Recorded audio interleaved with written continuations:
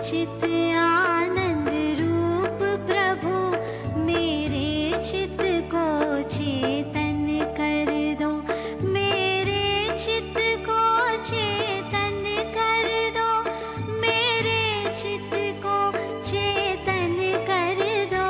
मैं ओम में ऐसे रम जाऊं, ऐसी निर्मल बुद्धि कर दो।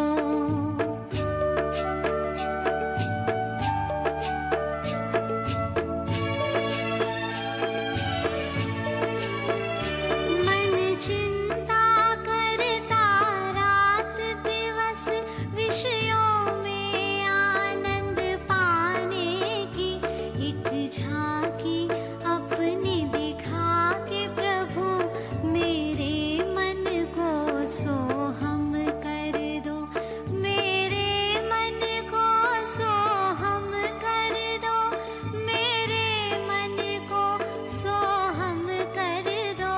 मैं ओम में ऐसे रम जाऊं, ऐसी निर्मल बुद्धि कर दो।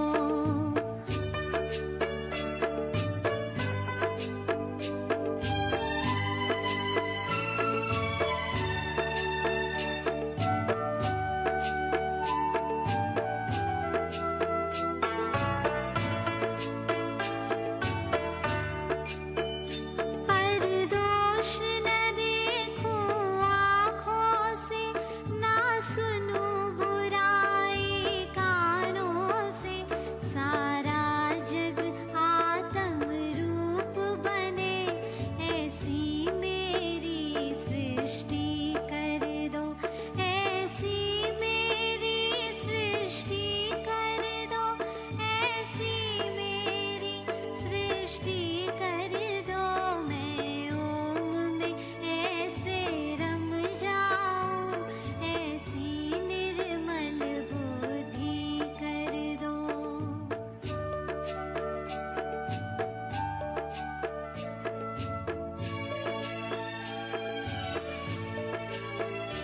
मुख से गुणगान करूं तेरा, सदा मीठे वचन उचारा करूं, अमृत की धार पिला करके, इस वाणी में अमृत भर दो, इस वाणी में अमृत भर दो, इस वाणी में अमृत भर दो। मैं ओम में ऐसे रम जाऊं, ऐसी निर्मल बुद्धि कर दो।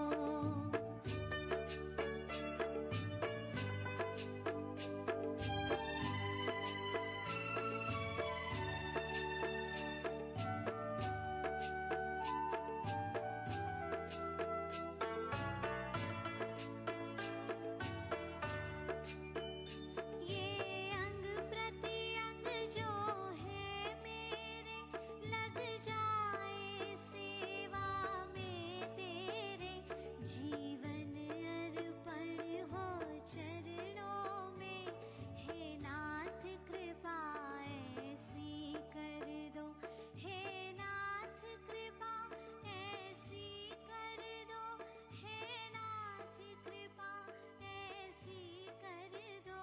मैं ओम में ऐसे रम जाऊं, ऐसी निर्मल बुद्धि। है तो क्या करना है? ऐसे सबसे पहले गम को करो डिलीट। डिलीट का होता है ना, उसमें करते हैं ना, बहुत भर जाता है तब भी वो जरूरत की नहीं है, वो भी तब भी हम डिलीट कर देते हैं। तो जीवन से क्या हमें डिलीट करना है? गम को डिलीट करना है। जो भी पुरानी बातें हैं हमारी, जिनसे हमें दुख क्रिएट होता है, जिन्हें हम भुला नहीं पाते, इसी के लिए ज्ञान की आवश्यकता होती है। अज्ञानता में तो हम रिपीटेशन करते रहते हैं, जब भी कोई आता है उससे हम वही बात छेड़ देते हैं। सिंपैथी चाहता है मन, इसलिए और बताता है, अपने दुख को और बढ़ा चढ़ा करके बताता है, तो वो रिपीटेशन से मन वैसे ही वैसा कुंद होता रहता है और खुशी नहीं ले पाता है। तो गम को हमें डिलीट करना है। जो भी घटना कहते हैं ना, घटना घट गई, बोलते तो ऐसे ही है, घटना घट गई, मेरे साथ ये घटना घटी थी, क्या है, शब्दों पर जाए तो क्या है, घटना घट गई। आप यूज भी कर रहे हो वर्ड्स, लेकिन घटा नहीं पा रहे हो जीवन से, डिलीट नहीं कर पा रहे, बार बार रिपीटेशन करके उसको और पक्का करते रहते हैं। तो ये विचार, ये समझ में गुरु देता है कि जितने हमारा मन जो भी पिछली बातों को, दुखों को, गमों को, परेशानियों को याद करता रहेगा तो आने वाली खुशियों का स्वागत नहीं कर पाएगा। और परेशानी है कि जो पिछला समय होता है, जिसे हमने पसंद नहीं किया होता है, उसे आज भी लेके रोते रहते हैं। गम स्टोर पड़े हैं तो आज की खुशी का एंजॉय नहीं कर पाओगे। जिन बातों का आपका मन पसंद नहीं करता है उसे डिलीट करो, जल्दी से जल्दी डिलीट करो। तो कितना बताते थे, गीता भगवान बताते थे कि नहीं, वो कैसे 50-55 साल की हो गई थी जब गीता भगवान उनको मिले थे, और वो विडो हो गई थी बहुत जल्दी। एक रेस्टोरेंट से स्टडी कर रहे थे डॉक्टरी की, उनसे उनकी शादी हुई, फर्स्ट ईयर सेकंड ईयर में थे तभी माँ बाप ने शादी कर दी।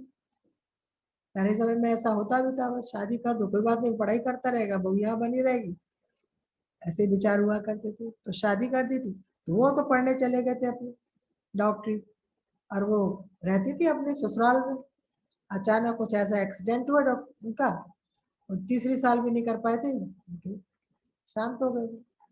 तो आना भी बहुत कम हुआ होता था उनका, बहुत जैसे बाल विधवा की तरह से बहुत परेशान, बहुत दुखी रही वो। तो उसके लिए उन्होंने जीवन तो लगाया भक्ति में, सारे ऐसे सुखमणि और वो जो थी सिंधी भाषा में जितने भी होते हैं सब ग्रंथ रोज पढ़ना, रोज मतलब याद हो गए थे, कंठस्थ हो गए थे। और जब गीता भगवान मिले तो हर बात को टैली कर लेती थी, हाँ ये तो उसमें लिखा है, सुखमणि में लिखा है, उसमें आया है, यही बात तो कही है नानक जी ने, यही बात तो बताई है, ये जो बता रहे। जब गीता भगवान से उनसे परिचय पूछा, तुम आज भी ऐसे दुखी दुखी सी क्यों रहती हो, ऐसे क्यों रहती हो, गमगीन क्यों रहती हो, तो जब उन्होंने बताया अपना पूरा किस्सा, कैसे मेरी शादी हो गई थी जल्दी और कैसे 2-3 साल में उनका एक्सीडेंट हो गया, तो तब जब वो रोई होगी उस दुख से, जब वो पीड़ित हुई होगी, रोई होगी, वैसा ही दुख गीता भगवान को बताते समय 40 साल बाद भी वही दुख को महसूस कर रहे थे, वही तो इतनी पूजा पाठ में सब जीवन लगाया, भक्ति में भी लगाया, लेकिन दुख नहीं गया था उनके जीवन से। दुख उस समय भी वैसा ही था। जब गुरु मिला जीवन में, गुरु ने जब ज्ञान दिया, ज्ञान की समझ आई, नॉलेज आई, ज्ञान समझा, तो कैसे उनका, तभी वो हर एक से कहती थी अवतार आया है, अवतार जान लो, जीवन बना लो, समझ लो, छोड़ना नहीं इनको, ये बात सुनो समझो, सबको ऐसे जोड़ती थी।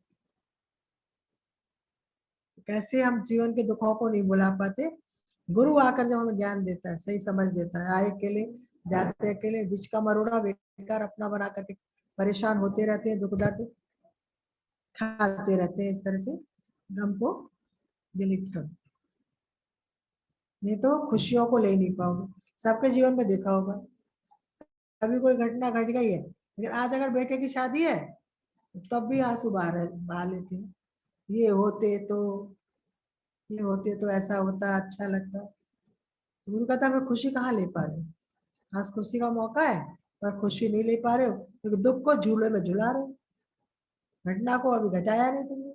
ये समझ सतगुरु ही आकर देते हैं, कहते हैं गम को डिलीट कर, है ताकत गम को डिलीट करने की, आ गई है ना ताकत अब तो।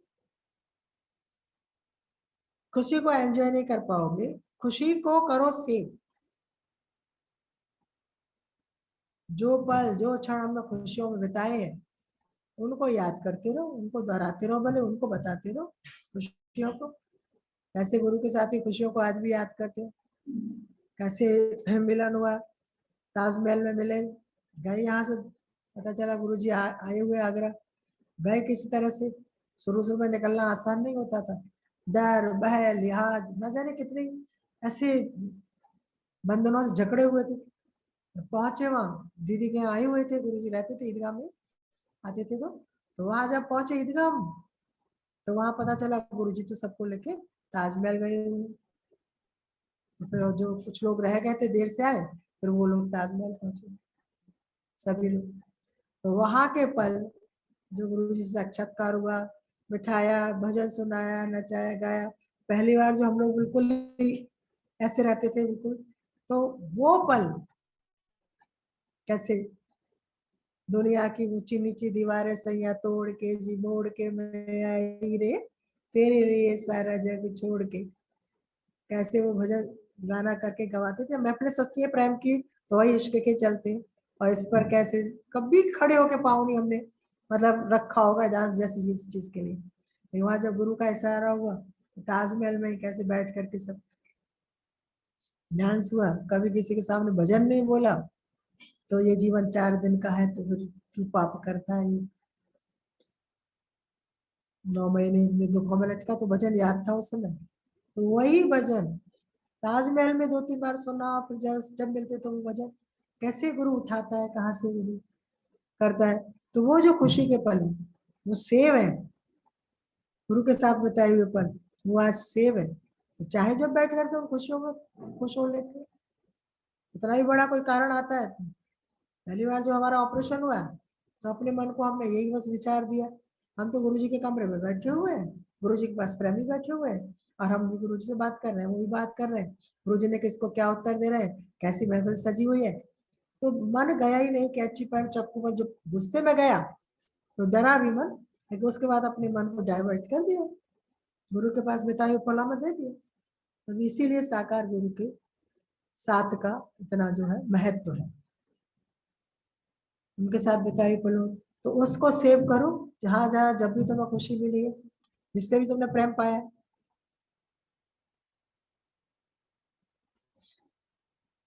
डिप्रेस क्यों हो, परेशानियों से क्यों जकड़े हैं, क्योंकि अच्छे हालात दोहराए नहीं। जितना दुख वाल जितना दुख समय को अंदर दोहराते हो, जितना दुख वाले समय को अंदर दोहराते हो, क्या उतनी खुशी वाले समय को दोहराया है? सोच के देखो अपने, किसी ने कोई अपमान कर दिया होगा, किसी ने कुछ गलत बोल दिया होगा, किसी ने कुछ ऐसा कर दिया, उन बातों को रिपीटेशन याद करते रहो, तभी तो वो दौरान ठानी थी, था तो उनमें प्यार, आपस में रहती थी। लेकिन जहाँ साथ रहते हैं तो वहाँ बर्तन है, खटकते भी है, थोड़ा सा वो आ भी जाता है, विचार नहीं भी मिलते हैं तो होता है, कुछ बात हो जाती है, तो एक दूसरे में वाद विवाद थोड़ा सा बढ़ा, और एक दूसरे कहा कि हाँ, मुझसे बात मत करना, बोला मैं कौन सी भूखी बैठी तुमसे बात करने के लिए, ऐसा कह के वो अपने कमरे में चले गए बंद, उधर वो अपने कमरे में चली गई।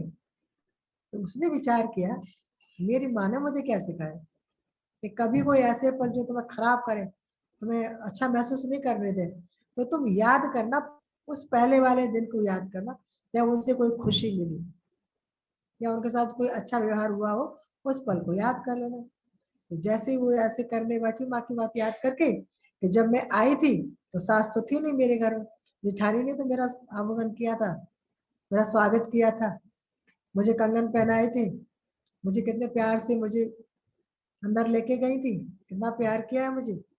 बेकार में ऐसा सोच रही हूँ, ऐसा तो हो ही जाता है, ठीक है मैं अपने को झुका लेती हूँ। और ऐसा कह के दरवाजा खोल के चाय बना करके दरवाजा खटखटाया, कौन? बोला मैं हूँ। अभी तो कह रही थी बात मत करना, अरे नहीं जीजी खोलो दरवाजा, चाय पी लिया साथ चाय।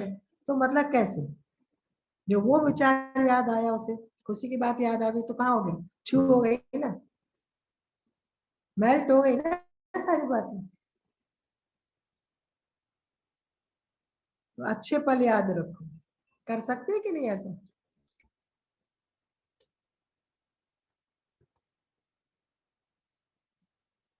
दादा भगवान ने सबको बोला, एक लिस्ट बनाओ, जिसको जो जो सुख मिले हैं और जो जो दुख मिले हैं, याद करो कि मेरे साथ कितना अच्छा हुआ, तो अच्छे पल याद रखो, भगवान ने इतने साल अच्छा रखा, आज बीमारी आई तो भी शुक्र करो।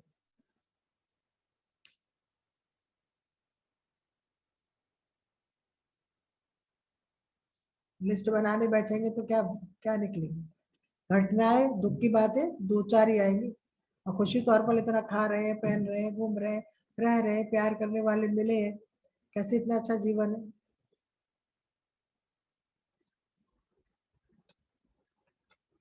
तो आज बीमारी आई है तो भी शुक्र करो। कल की एक बात बहुत अच्छी लग रही थी गुरु जी की, कि कैसे, क्यों भगवान को मानना चाहिए, क्यों मानना चाहिए भगवान को। सब कह रहे थे कितना मनुष्य चोला दे दिया है हमको, इतना सुंदर जहान बना करके दिया है भगवान ने, इतना सब।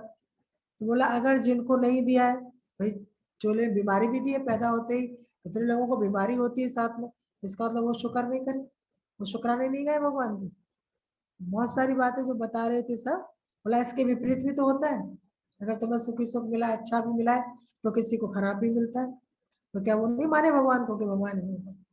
तब बताया कि भगवान को मानना चाहिए, हमको इसलिए मानना चाहिए कि भगवान का एक परसी, जो मतलब दया है, करुणा है उनकी, वो जस्टिस है, वो न्याय कर रहे हैं। वो जो न्याय कर रहे हैं वही उनकी करुणा है। यहाँ वाले न्याय के लिए तो सबूत चाहिए। सबूत है, और झूठे सच्चे सबूत भी दिखा करके किसी झूठे व्यक्ति को फंसा देते हैं, जेल करवा देते हैं, तभी वो पट्टी बंधी हुई है। कानून अंधा है, लेकिन भगवान ने जो बनाया है, यहाँ भी कहते हैं ना कानून को हाथ में मत लेना। अगर तुमने पकड़ भी लिया, चोरी की है इसने, पर तुम कानून को हाथ मत लेना, तुम नहीं मारना पीटना इसको, तुम इसे दरोगा जी के वहां तक वहां पहुंचाओ, पुलिस चौकी पहुंचाओ, कानून को हाथ में नहीं लेना। तो यहाँ जो भगवान ने हमारे लिए जस्टिस किया है, न्याय किया है हमारे साथ, जो भी सिचुएशन, जो भी हमारे प्रारब्ध, जो भी हमारी कहानी भगवान ने बनाई है, वहां हम उस कानून को हाथ में लेते हैं। मैं ऐसा करूंगा, ऐसा करूंगा, ऐसा कर सकता हूँ, ऐसा हो जाए। तो बहुत अच्छा लग रहा था कि उसकी जो है करुणा यही है कि वो न्याय करता, जस्टिस, बिल्कुल जैसा हमने किया होगा, जैसे हमारे कर्म होंगे, जो हमने बोया होगा वैसा ही फल वो देता है। वो कोई किसी के ऊपर पक्षपात नहीं करता है, किसी के लिए कम ज्यादा नहीं करता है, तो उसका न्याय ही है जीवन में हमारे। तो इस विचार से, बहुत सी बातों से हम लोग बच सकते हैं।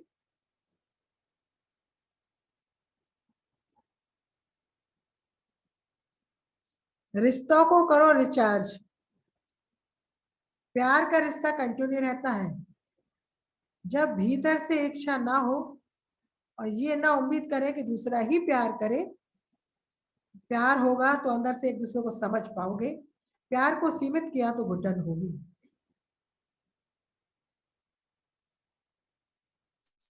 संकीर्णता की वजह से रिश्तों में जल्दी दरारें आती है। रिचार्ज करो, प्यार करते रहो, मिलते रहो, बातचीत होती रहे, लेन देन होता रहे प्यार का। अभी तो इतने 30 त्योहार बनाए, गिफ्ट देते हैं, प्यार करते हैं, कितने त्योहार बन गए। बहनें आएंगी भाई के, राखी बांध देंगी, गिफ्ट देंगे, और तुम मनमुटाव करके बैठ जाओ, प्यार सुखा दो अपना, तो क्या होगा? परेशान नहीं होगे, दुखी नहीं हो जाओगे? आज सोनी कल आई है, आज बहन होते हुए भी मतलब राखी नहीं आई है, कितने अंदर से मतलब आता है, विचार आते हैं। तो रिश्तों को रिचार्ज करते रहो, मतलब प्यार करते रहो, पहुंचाते रहो, मिलते रहो।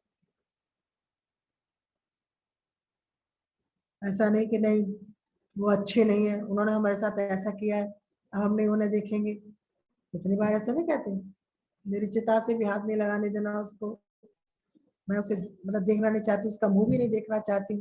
कैसी कैसी बातें रिश्तों में तो पालते, और किसमें पालते?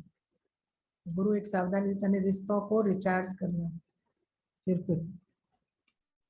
फिर अगर लगे कि संबंध हमारे नहीं हो पा रहे, सही नहीं हो पा रहे, लेकिन फिर से अपने को रिचार्ज करते रहना, प्यार करके, किस तरह से गिफ्ट देके, इतने मदर्स डे, पेरेंट्स डे, जाने क्या क्या बन गए, उन सबका आजकल करती है कि नहीं रिचार्ज? कहाँ थे पहले? बर्थडे, कहाँ से कहीं से केक जा रहा है, किसी के लिए क्या क्या क्या नहीं करते हैं आजकल में। केक भेज देते अपने शहर दूर बैठे हुए, केक भी जा रही है, गिफ्ट भी जा रही है, ऑनलाइन जा रही है, आ रही है। तो ऐसे तो रिचार्ज हो रही है, रिचार्ज हो रही है।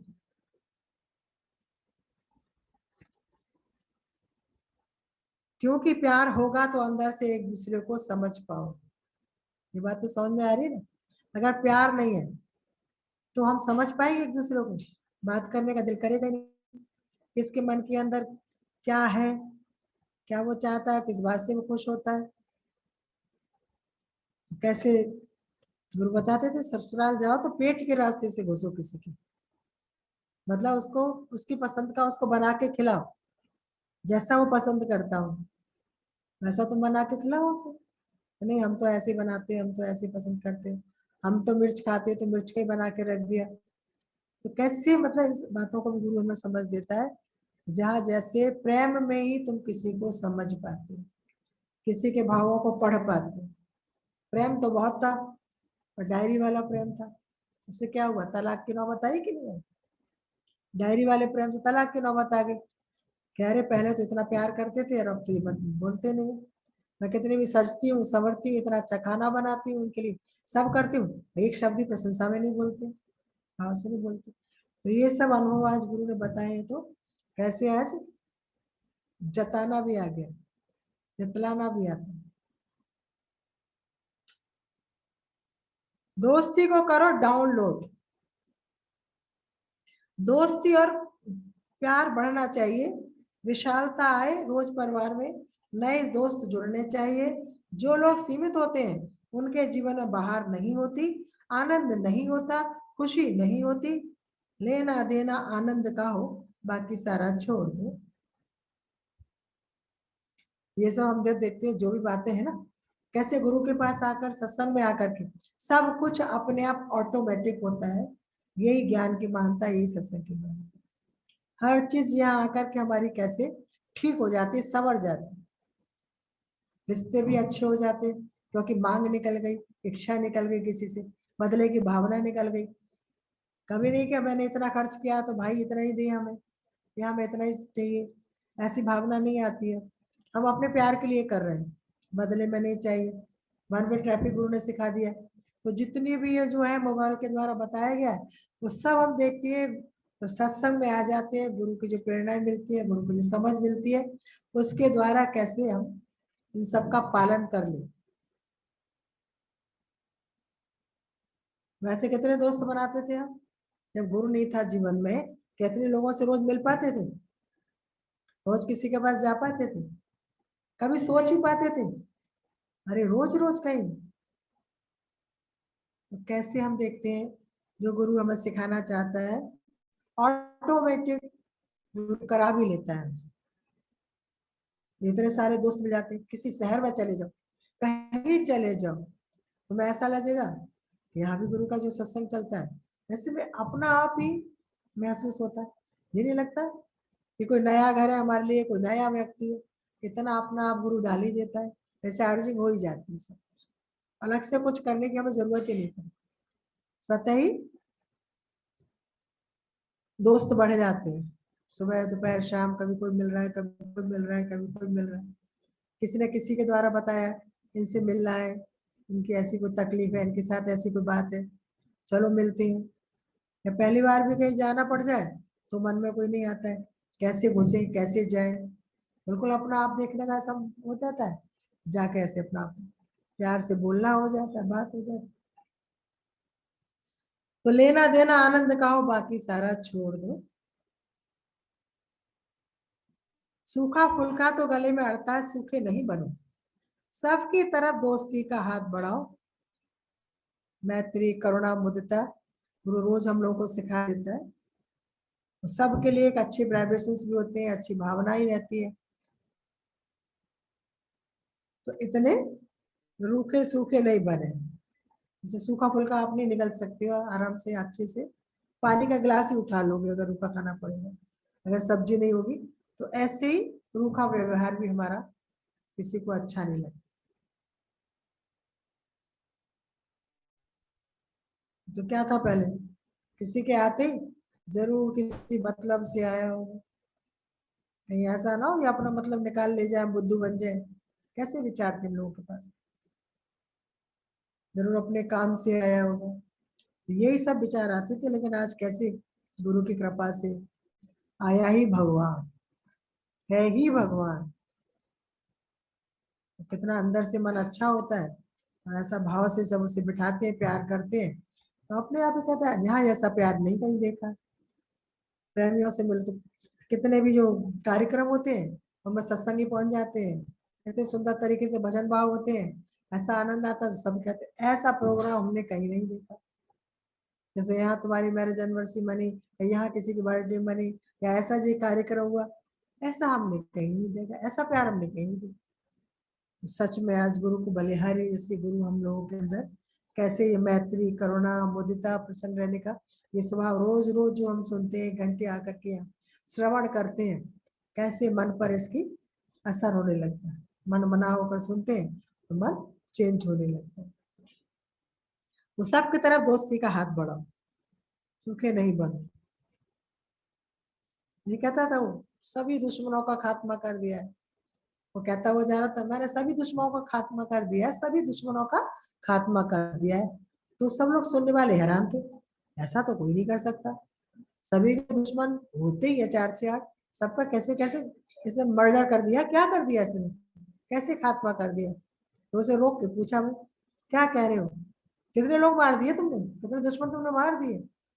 वो कहता था नहीं मैंने सबसे प्यार कर लिया है, सबको अपना बना लिया, सबके अंदर जो मेरे द्वेष था वो द्वेष मैंने निकाल दिया, मैंने अब किसी के लिए द्वेष रखा ही नहीं, मैंने अपने सारे दुश्मनों का खात्मा कर दिया। कितनी सुंदर समझ हमें जब मिल जाए। जब टीचर ने दिया बच्चों को पेपर, देख मतलब ऐसे कहा कि तुम लोगों की जिस जिस से झगड़ा है, मन नहीं मिलता है, उनकी लिस्ट बना, नाम लिख के देने हैं आज सब बच्चों को। सब बच्चों ने फटाफट फटाफट लिख दिए, इससे भी मेरी झगड़ा, ऐसे मेरी लड़ाई है, इससे ये ऐसे करके सभी ने नाम लिखे, पर्चे आ गए। एक बच्चे का कोरा आया कागज, तो टीचर को बड़ी हैरानी, क्यों तुमने क्यों नहीं लिखा भाई, तुमने सुना नहीं क्या, पेन नहीं था तुम्हारे पास, लिखा क्यों नहीं तुमने किसी का नाम। चुप था वो, शांत था। तो टीचर ने देखा अगर उसने किसी का नाम नहीं लिखा तो किसी ने भी उसका नाम नहीं लिखा।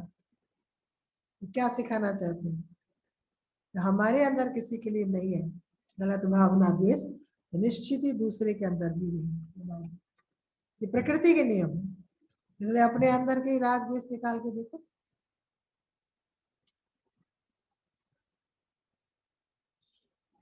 दोस्ती करो सुदामा कृष्ण जैसे, आज दिन तक याद की जाती, उदाहरण प्रेरणा की स्रोत है।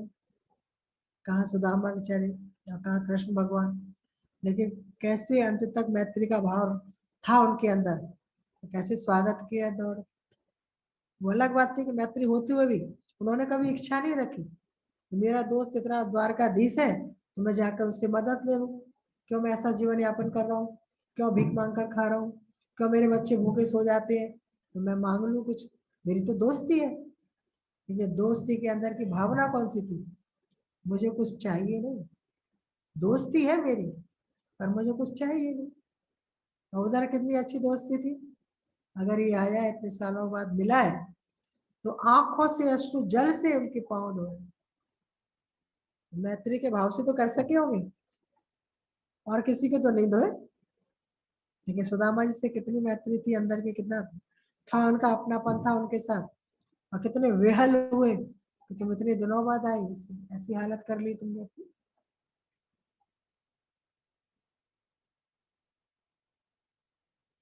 दुश्मनी का करो हिरस, कोई बुरा नहीं है भले मन के वास्ते, कभी मत कहना फलाना दुश्मन है। कबीरा खड़ा बाजार में मांगी सबकी खैर, ना काहू से दोस्ती ना काहू से बैर, जितवल देखो उतवल प्यारा, ना कोई बैरी मीत हमारा।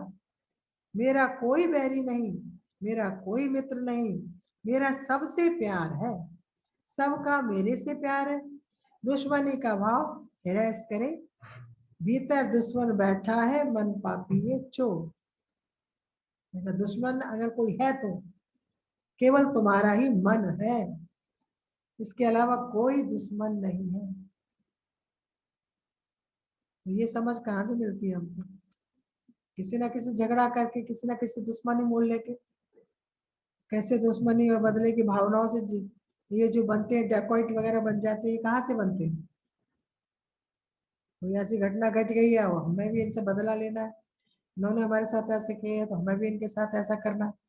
इसलिए जो बन जाते हैं डकैत वगैरह, इसी बदले की भावना से तो बन जाते हैं, जा करके फिर जंगलों में रह करके और उठा लेते हैं बंदूक कि मुझे भी इनके साथ ऐसे करना है, इसे बदला लेना।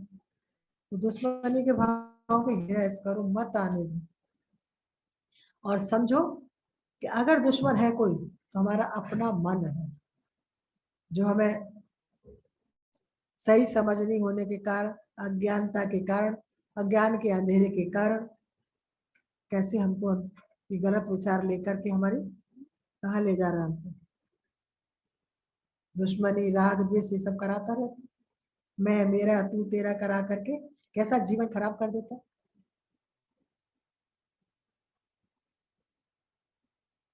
ये स्थिति होनी चाहिए जैसे बिल्कुल गुरु के ज्ञान से समझ में आता है, कबरा खड़ा बाजार में मांगे सबके क्या है, ना खाओ से दोस्ती ना खाओ से मैं। संत जी क्या करते रहते हैं आप, क्या पढ़ते हैं, क्या करते हैं सारा दिन? मैं तो बहुत बिजी रहता हूँ, मैं तो बहुत बिजी रहता हूँ। अभी पूछने वाला कह रहा था मैं तो रोज आता हूँ आपके पास, मैं तो ऐसा कुछ करते हुए आपको देखता नहीं, जिसमें ये दिखाई दे कि आप बहुत बिजी है, कुछ करते हुए नजर तो आप आते नहीं। बोला नहीं मैं बहुत बिजी रहता। बोला बताइए तो आप किसमें बिजी रहते हैं? बोला मैं सबसे ज्यादा बिजी रहता हूँ अपने को चेक करने में कि मैं किसी से या किसी में अटक तो नहीं रहा। अपने मन को हमेशा चेक करता हूँ, देखता हूँ, पढ़ता हूँ, किसी में या किसी से, किसी में बहुत ज्यादा राग घुस जाना, ऐसे मेरी दांत काटी रोटी है तो दुश्मनी करते देर नहीं लगती है, तो ना अधिक घुसना और ना अधिक द्वेष, इन दोनों से बीच का रास्ता मेरा तो प्यार ही है। अपने प्यार पर विश्वास होता है, कोई कुछ समझता है या सोचता है या महसूस करता है, लेकिन उसे अपने प्यार पर विश्वास होना चाहिए, उनकी यही समझ, मेरा अगर प्यार है तो अगले के अंदर प्यार ही होगा। कितनी बातों से नहीं बच जाओगे? नहीं तो तीसरे लोग क्या करते हैं, बात खराब ही करते हैं। तीसरों की बातों में अगर हम आए ना तो जरूर मतलब मन हमारा ऐसा हो जाता है, ऐसा सुना, ऐसा कहा, वो ऐसा बोल रहा था, ऐसा। अपने प्यार पर विश्वास है, घर इधर एकड़ी सिकड़ी राग द्वेष नहीं है तो तुम्हारा प्यार पहुंचेगा जरूर। तो जित बल देखो उत बल प्यारा, ना कोई बैरी मीत हमारा।